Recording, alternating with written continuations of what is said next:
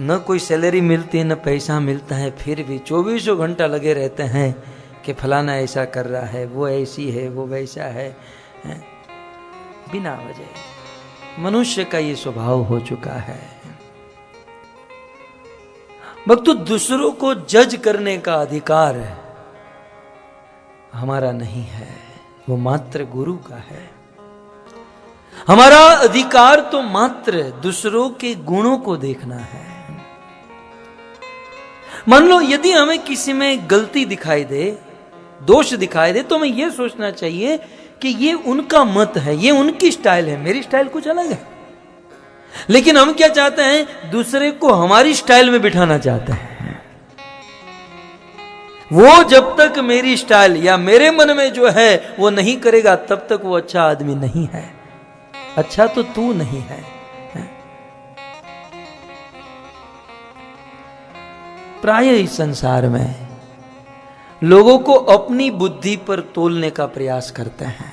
Even गुरुजनों को भी अपनी बुद्धि पर तोलने का प्रयास करते हैं। लेकिन ये बहुत बड़ा अपराध है। मैंने कई सालों से इस पर अभ्यास किया और अपने मन को इस प्रकार से ढाल दिया। कोई कुछ कर्म कर रहा है, कोई कुछ और कर रहा है, कोई कुछ और कर रहा है, तो ये उनका स्वभाव है, ये उनका गुण है। भगवान उससे प्रसन्न है, उनको करने दीजिए, आप अपना कीजिए। भगवान अपने धाम में वैजयंती माला पहनते हैं। वैजयंती माला में 5 प्रकार के 5 रंग के फूल होते हैं। जैसे यहां पर भी 3 रंग के फूल वाली माला मुझे पहनाई है। भगवान 5 रंग के फूलों की माला पहनते हैं। अलग अलग प्रकार के, अलग अलग डिजाइन के, अलग अलग सुगंध के फूल होते हैं। भगवान भी एक टाइप के फूल पहनना पसंद नहीं करते हैं। भगवान को विविधता चाहिए, अलग अलग क्वालिटी चाहिए। तो अलग अलग क्वालिटी के भक्त होते हैं। भगवान सबको पसंद करते हैं। हम सोचे कि ये डिवोटी मेरी क्वालिटी का ही होना चाहिए, तो ये ठीक नहीं है। भगवान सभी प्रकार के लोगों को चाहते हैं। हमारा स्वभाव कुछ और है, किसी का कुछ और है। उनका स्वभाव वो जाने, उनके गुरु जाने, उनके भगवान जाने। हम क्यों सोचे? हम यदि इस प्रकार से दूसरों पर टिप्पणी देंगे तो एक तो अपराध होगा, दूसरा हमारे समय का बर्बाद होगा। अतः टिप्पणी ना करें।